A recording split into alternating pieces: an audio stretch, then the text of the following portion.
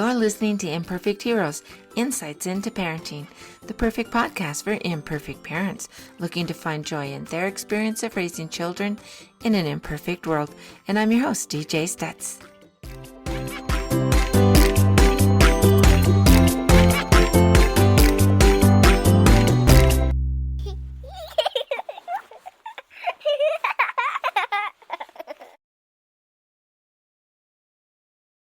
Welcome, everybody, and thank you for choosing to spend the next few minutes here with us at Imperfect Heroes, Insights into Parenting. And as you may or may not know, we are focusing this whole year, 2025, on the moral development of kids. But there's so many ways that children develop their own morality, how they look at that. And there's a bunch of research that's coming out now on that topic, and that's kind of what was the genesis of this whole idea for this year. And so today we are talking to Dr. John Chanaca, who is an author, and he has been a teacher and a school counselor, and he's been a regular family therapy counselor, and he's just got such a great background, and he's got some Christian programs for families, and it's an amazing thing. So before we get started, I would love to remind everybody that you can get in on our weekly newsletter. It's free, but you get some added insights, you get some added parent tips, you get to see what's going on with the podcast and with any programs that we have going on at Imperfect Heroes. And so you don't want to miss out on any of that. Some great stories and just things to enhance your parenting journey. And so if you would love to do that, you're just going to go to imperfectheroes.net. Guess what? The link is in the show notes. And so you don't even have to remember that. Just scroll down and you can click on the link and you'll be able to register for that newsletter. So let's get started. Dr. John, it's so good to see you. Thank you, DJ. So nice to be here on this wonderful title podcast, Imperfect Heroes. Boy, that's the truth. Isn't it? Even Mary and Joseph were mortal. And yes. So I look at the list of Jesus's brothers and I think, oh boy, I'm sure they had a day or two. We just want people to embrace the journey and understand that nobody's perfect and that our goal is to just enhance and enrich our children. Well, it's so true. And parenting really brings out those imperfections sometimes, but it allows us to grow. That's the point we're going to be talking about today, that growth. How can we grow, our children grow, and good things come of it. So we'll be looking at that today. Absolutely. Yeah. So maybe, do you want to take just maybe a few seconds here and just tell us a little bit about your background and your books and just real quickly? Sure. I'm an old guy. My birthday was 2 days ago, 77 years old. Yeah, and Jane and I have been married for 55 years. So we have a lot of history, lots of things. We have 2 grown sons that are in their 50s. We have 3 wonderful grandchildren. The oldest one is 20. Ben is 20. Emma's 17 and Audrey's 14. So we have seen our children grow up, our grandchildren. I've been in the public schools for 42 years. I was in the schools for 42 years.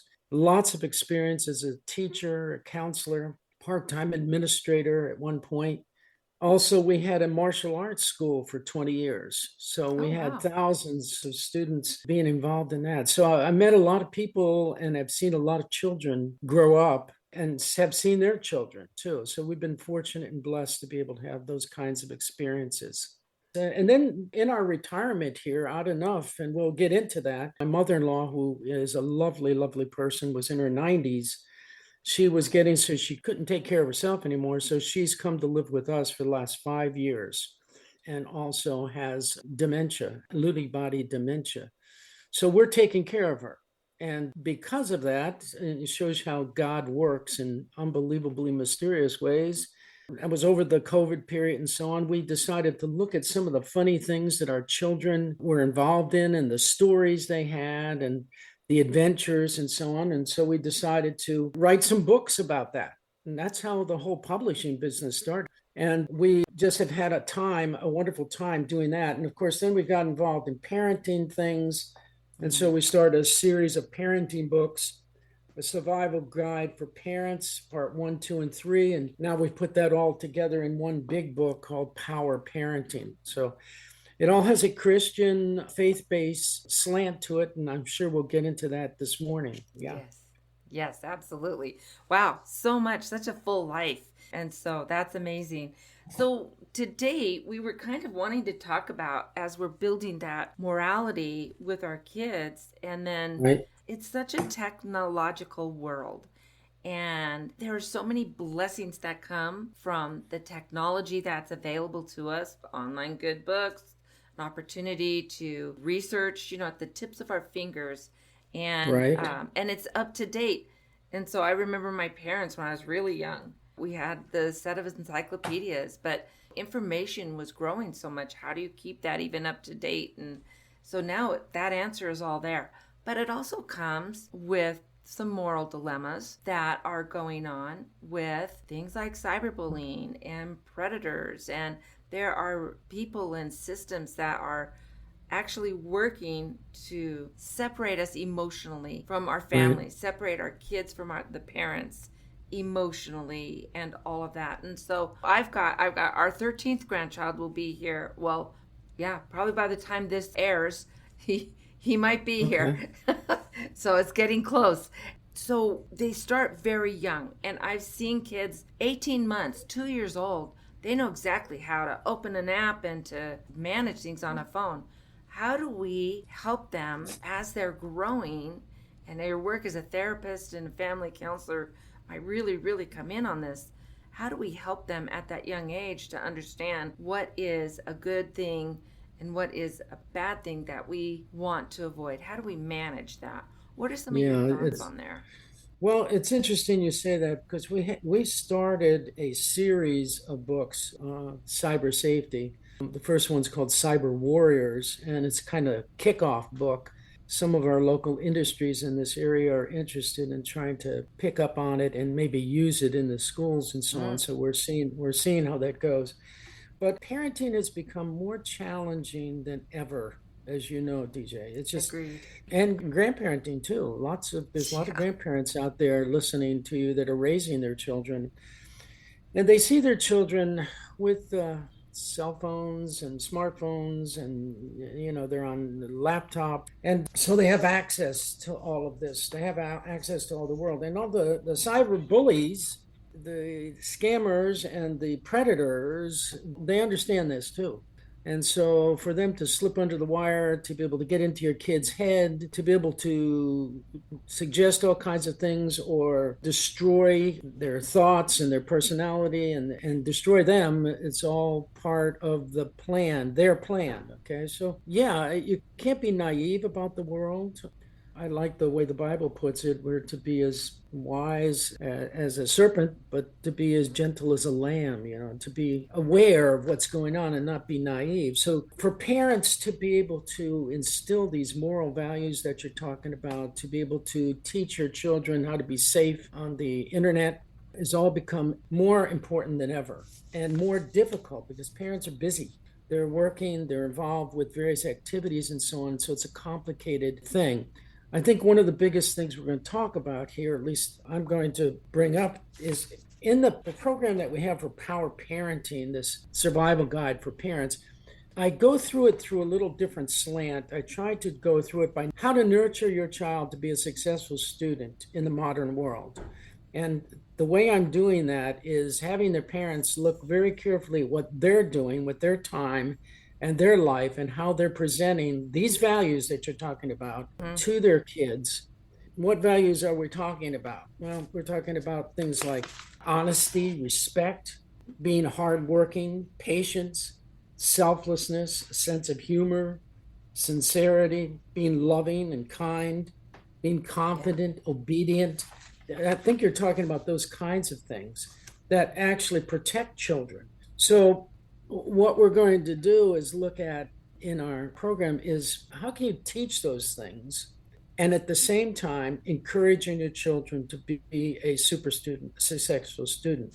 And that becomes the challenge for parents because there's certain things that they have to have a desire, they have to have a belief that they can do this, and then they have to have a strategy for doing this and actually plan how much time to spend with their kids, that how important family is. Family is everything. Yeah. And to realize that their children actually are catching and watching your values as a parent or a grandparent. That's how they learn these values. God gives us three chances to grow up if we take advantage of them. The first time is when you're a child, as you're growing up. If you're fortunate enough to be in a good family, you're going to see and hear a lot of good values. Okay, the things I Mm-hmm. mentioned.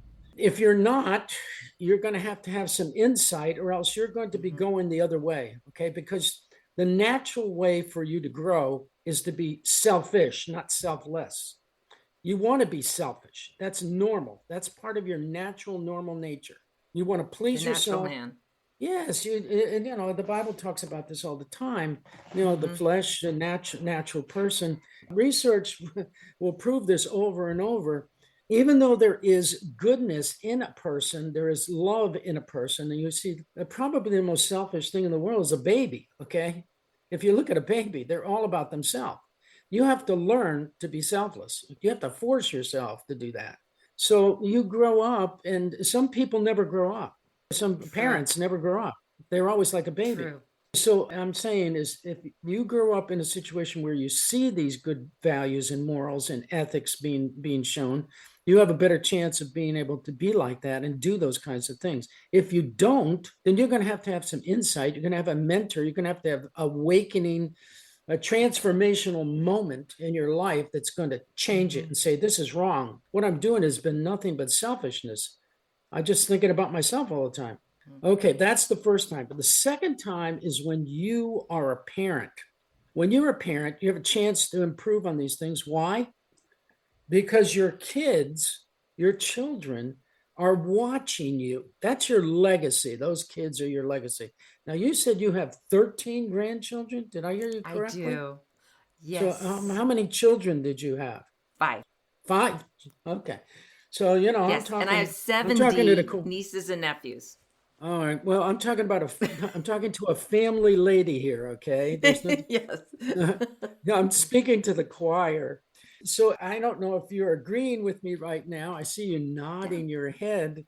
Yes. But so as you're a parent, as you well know, then you're telling your child to be honest. Something happens in school, in kindergarten or something. You're saying, honey, I want you to be honest now. Okay. If you stole those crayons, you need to say, Mm. yes, I took them. I'm sorry. I shouldn't have done that. It was selfish. It was wrong. But then they hear you on the phone talking to your Yes. friend, okay? And you're lying to your friend. The kid is listening to you. Are you teaching that moral value if you're lying on the Yeah. phone and your kid just stole something at school? And so you see what I'm trying to say? That it Yeah. becomes a Well, and contradiction. even when you engage your children in the lie, how many times has a parent said, don't tell your dad or don't tell your mom, Right. right? And so then you're Exactly. engaging them because it's easier for me as the parent or whatever to say, don't tell your dad. But now, what is the message that you're sending to your child? Oh, hey, there's another standard here. So there are times it's okay to lie, and it's okay to Right. lie to people you love. Exactly. So go back to your podcast title here, Imperfect Heroes. Yes, we are all imperfect, okay? But God wants us to change.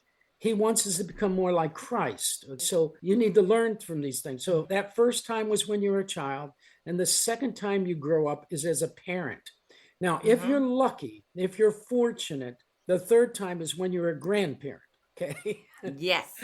So now you're scary because now your children are grown and you know what kind of people they are, okay? Mm-hmm. And they are trying to grow their children up. And grandchildren come into your house, and you're thinking, "Oh golly, now this is Ben, or this is Emma, or this is Audrey. Let's see what kind of a job my children are doing, and that'll reflects on me."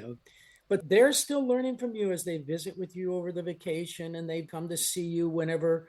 We're Mm-hmm. fortunate that our grandchildren live close to us, so we see them a Oh, lot. you Okay, are fortunate. even during even during the week, at least twice a week. On Sunday we usually eat together, something that as a whole family. So we're fortunate that way. But still, in that process, those kids have worked with me and Jane. They've spent the night. So we are we're talking with them. We're talking about their school life. They see us talking to other people.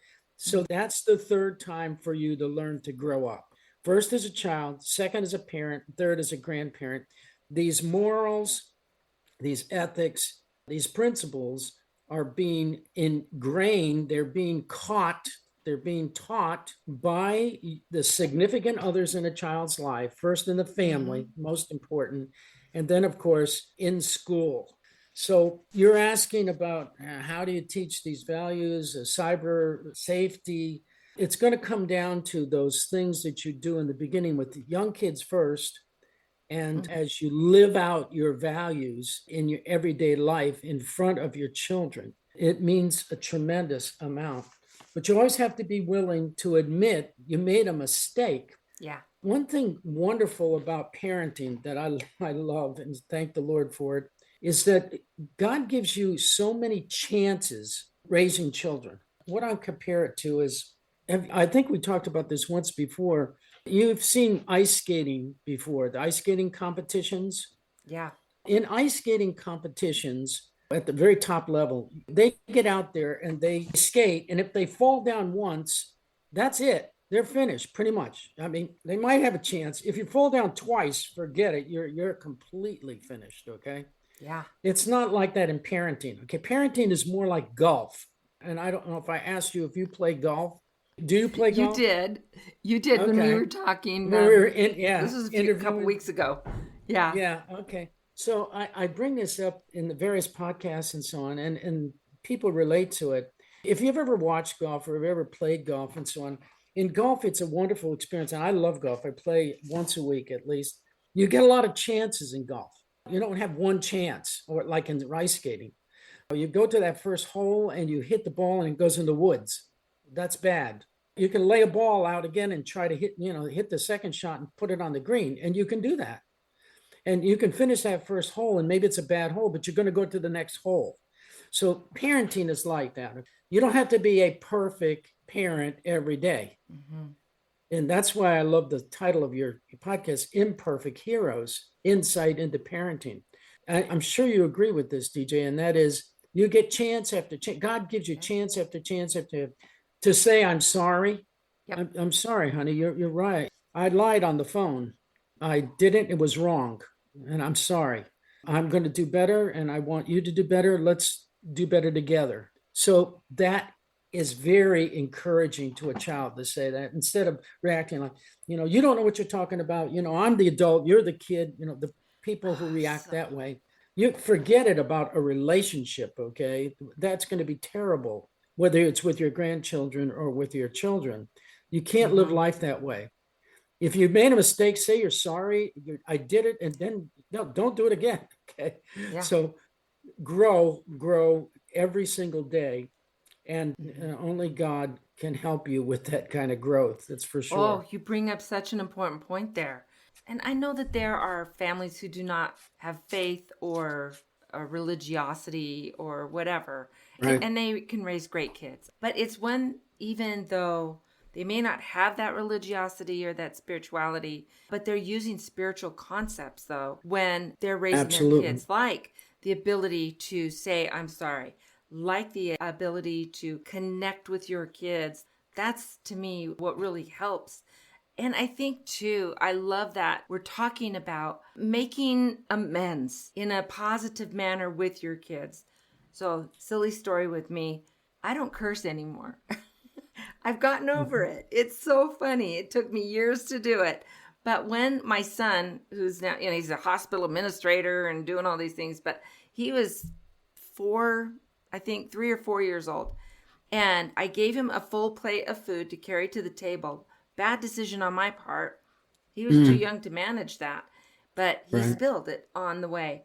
And he let a word fly. Not a horrible, but a typical word. Sure. And I said, Shiloh, that's not a good word. What did he look up at me and say? Well, I've heard you, mommy, say something like that. Exactly, exactly. That's Right, exactly what he said. And right. so I'm like, oh, you got me. But then from there, we made an agreement that if he says that word, that I would call him on it and there would be a consequence. But if he heard me say the word, now he got to be in charge of catching me, you There you know, go. saying There you it. go. And so it was this team effort. And boy, if that doesn't engage you and motivate you to not use that word anymore, because you don't want your 4-year old catching you at it when you've made that kind of an agreement. And I think that kind of put me on the path to beginning to deciding I want to just eliminate that from my life. And I know other people, that's not their bag, and that's fine. For me, I realized when I was using language like that was either when I was surprised, that's one, Right, right, or right. when I was really upset, or when I was trying to force my ideas, whatever that is, on someone else, trying to make that point. You better do this, or you, and I didn't want any of those things to be a part of it. So for me, and I know it's not the decision for everyone, but for me, it was the right decision. But Yeah. engaging my kids in that and seeing that mom does need to improve, she recognizes that. And even as a grown up, you're working to become a better person throughout your life. There's always things that you can work on. I'll bet even at 77, there are things that Oh, you can golly, work on yes. and improve on. Oh, absolutely. And you said a couple of very important things there, DJ. There you are demonstrating and showing ethical and moral behavior, and it impacted your son Mm. probably profoundly. He probably will always remember that situation. It Yeah. certainly will be ingrained in him. And so, you're right when you said about spiritual. You know, God has ingrained in every single person a right and wrong. There's ethical and moral laws that are just instilled on us. We know when we've done something wrong as a parent, or a child knows. They know they've done something wrong. They've hurt someone, they've said something, they did something, they stole or they lied, they cheated or they hurt someone, they bullied someone, they said words that were hurtful. We know that. It's Mm-hmm. instinctive, it's part of us. Right and wrong. Okay, that's every person, every situation, not just a Christian thing.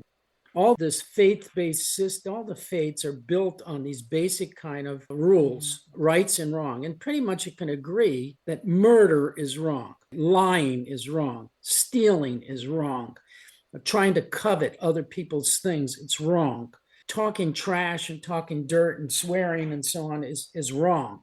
So that being said, yeah, you can not be associated with any particular faith or anything else and have Right. good kids.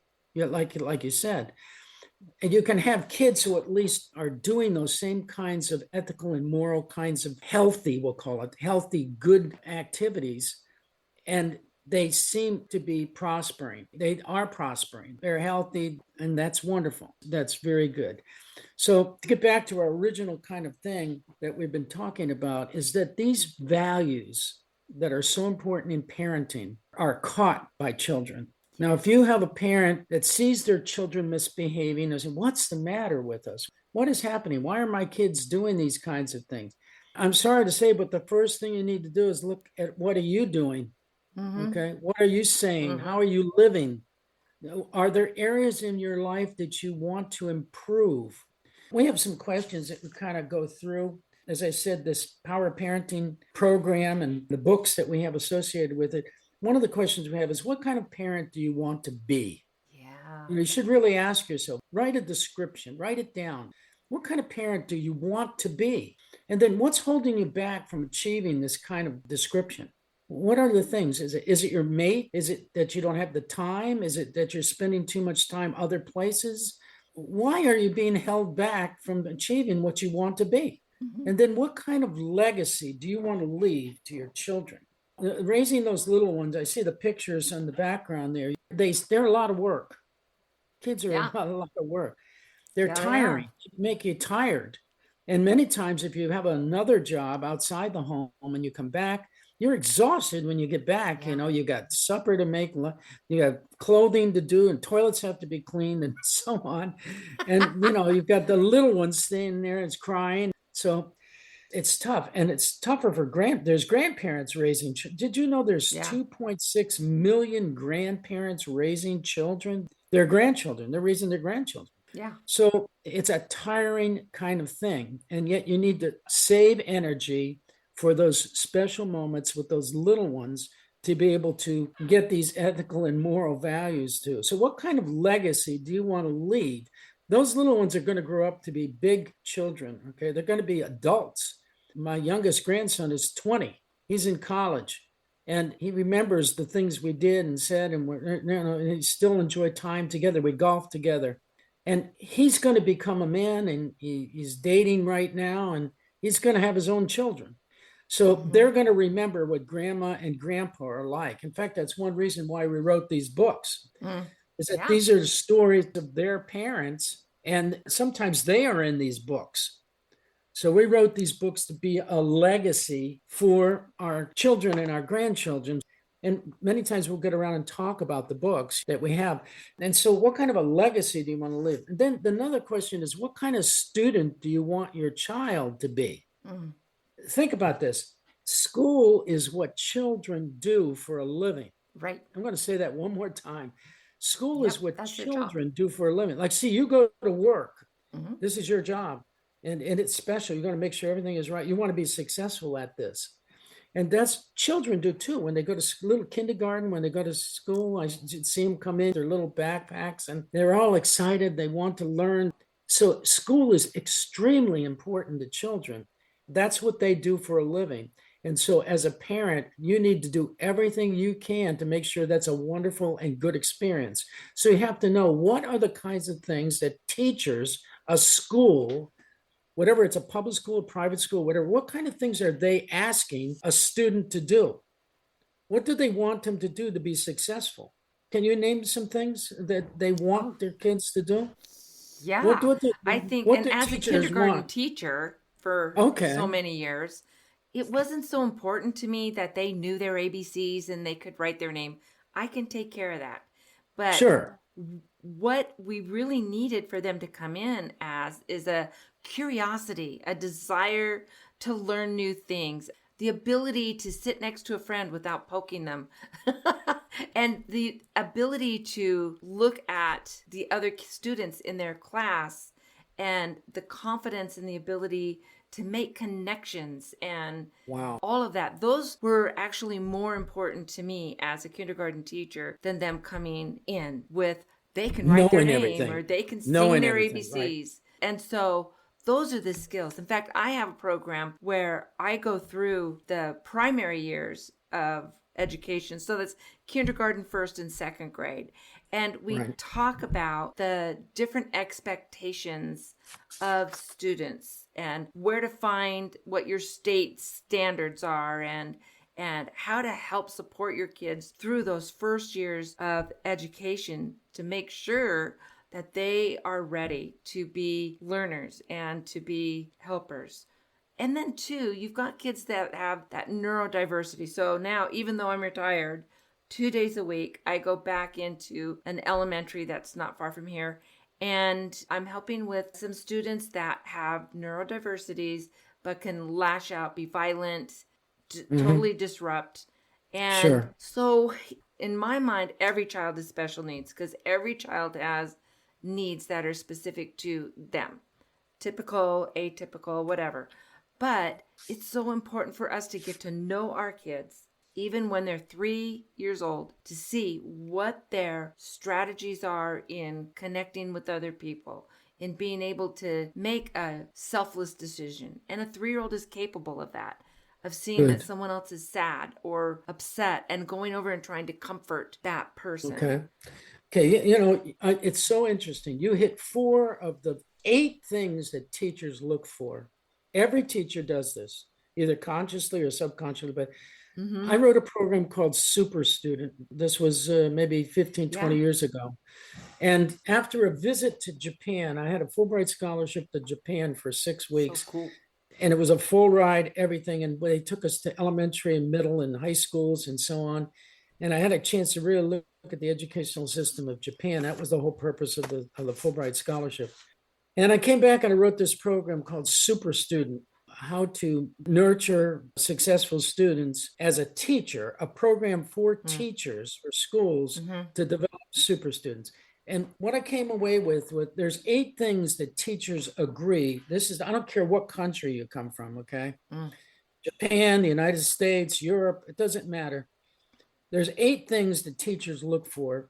They consider students successful. These are the 8 things. You named 4 of them already. Will listen, obey, and trust my teacher. They want kids to be able to listen, obey, and trust them. The second thing, I raise my hand to speak in a group. That shows one at a time. That shows respect for the other students. They're just not yelling out, blurting out. They're trying to hog the thing. It's because teaching is mostly in a group. Not always, but mostly it's in a group. Even if it's 2 or 3 kids, that's a group. Number 3, I will think along with the speaker. In other words, when you are speaking, I'm listening to you. I heard your story you just told. If someone in the classroom is talking, I'm listening to the other children. If another child answers a question, I listen. I'm learning from him also. I will think along with the speaker. So whoever is speaking, I'm listening to them. I'm taking it in. Number 4, I'll be prepared for my work every single day. Number 5, I will give my best for my work. That's all you can do is give your best. Yeah, that's all I ask. Your best. That's all a kindergarten teacher is going to ask. I want you to be prepared. I want you to think along with other kids. I want you to raise your hand. I want you to listen, obey, and trust me. I will give my best. Number 6, I'll finish my work so it's complete. I'll give my best and I'll finish the work. Number 7, I will work out problems with others. That's a toughie. Yes. But I will try to work them out. Ask them, what did I do wrong? What's the problem? Did I hurt you? Did I work with problem? And a teacher guides that many times. On the playground. Look at you've been on the playground. I know. Just had it yesterday. He hit me. This kind of stuff. Or called me a bad name. Yes, you sit both of them down and you talk about it, and they're learning to work out problems. But you have to have a child who's willing to work out problems with others. And then number 8, I will have a healthy, positive attitude. Teachers love those 8 things. That's what a successful student is. It's not a student who gets the answer right all the time, that makes the A's all the time. In fact, this student, if they're doing all of this, I guarantee you they will be successful. So in our program, I say to parents, these are the focus skills your child needs to have to become a super student.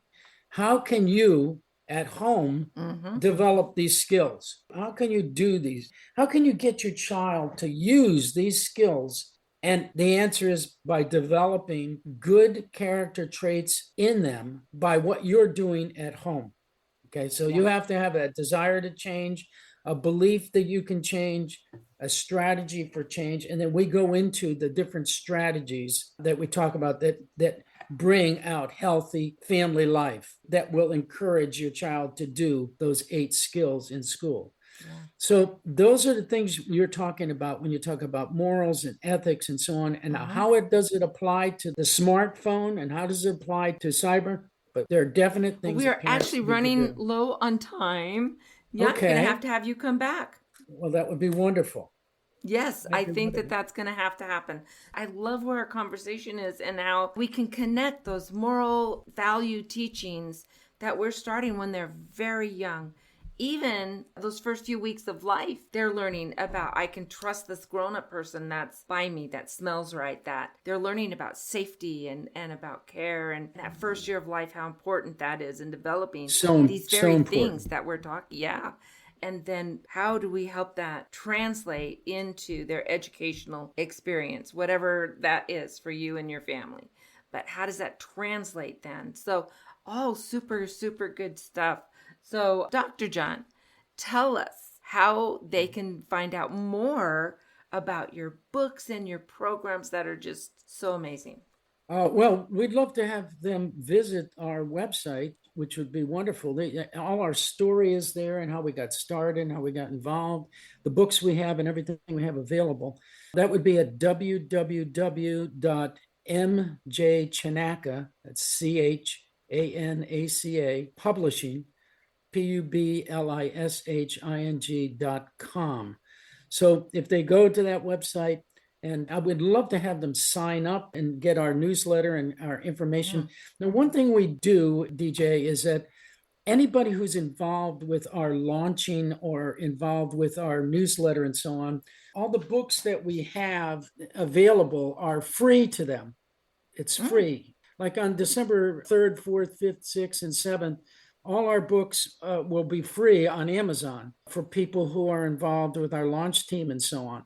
So periodically, at least 3 or 4 times a year, we do this, but they need to sign up, put their email down so we can stay in touch and have them be members of our publishing family. So we do that to our launch members. Also, many times I'm giving out free copies, especially of the Survival Guide 1, 2, and 3.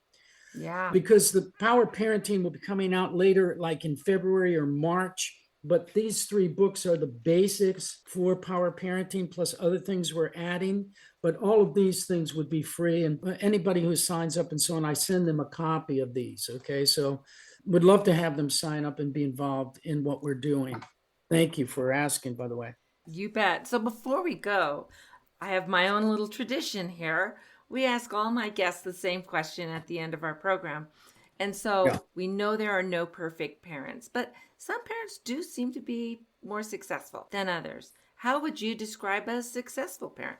Well, it's certainly a successful parent is one who is loving, kind, selfless, who is wise and knowledgeable, because it doesn't mean giving your child everything they want. That's not what a successful parent or a successful child is going to be like.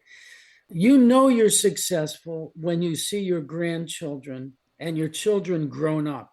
Mm-hmm. If you see your children that are grown up and they're productive and loving and kind and they're contributing so on, and you see your grandchildren turning out that way, you know that you've done what God wants you to do. And remember, again, parenting is a long job. It's not a sprint, it's a marathon. Yeah. So it's something, and all those chances I talked about, that you got chance after chance after chance after chance to get it right. So play the long game and stick in there. Don't quit. You need refreshment from time to time. You need involvement. You need support yourself. But play the long game. And as you see your child developing, that's encouraging. You see them being more and more honest and loving and kind and selfless. Then you know you're on the right track. When you see that not happening, you're on the wrong track. So play the long game. Absolutely. Yeah. I like that idea. Play the long game. That's a great point of view. John, thank you so much for being a part of our show. And we'll have you back in a couple of months and even maybe a little deeper into our topic. But it's been wonderful talking to you. Thank you so much, DJ. Appreciate it. You're very welcome. And so everyone, don't miss next Monday. We're going to have another amazing episode. So until then, let's find joy in parenting. Thank you so much for sticking around to the end of today's episode of Imperfect Heroes. Parenting is truly one of the most rewarding journeys we can take. But let's face it, it can be incredibly challenging, and sometimes we make it harder on ourselves than it needs to be. The good news is that with a little bit of work up front, there are practical steps you can take to bring more peace and joy into your family life. I am passionate to share these strategies and insights with you. If you're ready to step on the path to joyful, effective parenting, I invite you to schedule a family checkup. Just click on the calendar link in the show notes below, schedule a time that works perfectly for you, and let's work together to create a more harmonious and happy environment. And remember, every small step that you take today makes a big difference. So thank you again for joining us, and until next time, let's find joy in parenting.